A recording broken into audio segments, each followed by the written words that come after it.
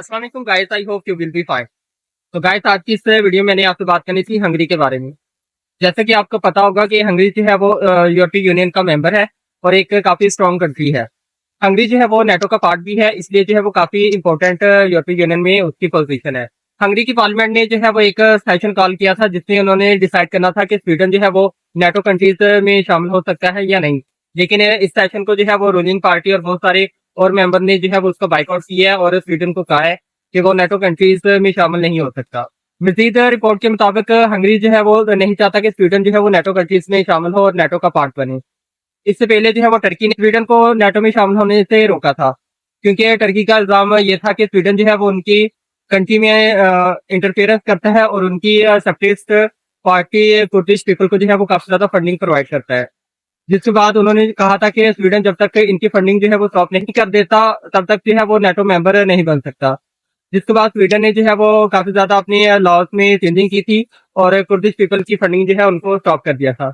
इसके बाद टर्की ने अलाउ कर दिया था कि स्वीडन जो है वो नाटो कंट्रीज में शामिल हो सकता है।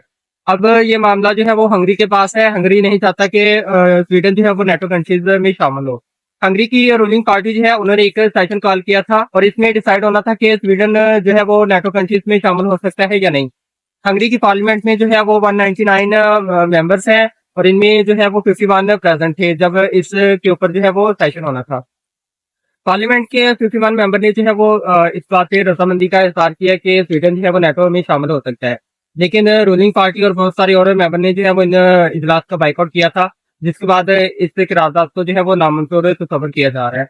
पार्लियामेंट मेंबर्स का कहना ये था कि हंगरी की समझ नहीं आ रही कि हंगरी जो है वो स्वीडन की नेटो में शमूलियत को क्यों बैन करना चाहता है। इसकी कोई भी रीजन जो है वो ऑफिशियली तौर पे अभी तक बताई नहीं गई। लेकिन अमेरिका जो है वो हंगरी के ऊपर काफी दबाव डाल रहा है कि हंगरी जो है वो स्वीडन को नेटो में शामिल होने का वोट दे। लेकिन हंगरी जो है वो भी डिसाइड नहीं कर पा रहा कि उसने स्वीडन को जो है वो अलाउ करना है नेटो कंट्रीज में या नहीं। हंगरी के ताल्लुकात जो है वो रशिया से काफी अच्छे हैं, जिसकी वजह से जो है वो हंगरी रशिया की मेंबरशिप जो है वो खोना नहीं चाहता। जिसकी वजह से हंगरी जो है वो दोनों साइड के ऊपर बैलेंस मेंटेन करके रखना चाहता है। मे भी फ्यूचर में हंगरी जो है वो अलाउ कर दे स्वीडन को नेटो कंट्रीज में। लेकिन अब जो है वो फिनलैंड और नॉर्वे जो है वो नेटो कंट्रीज में शामिल हो चुके हैं।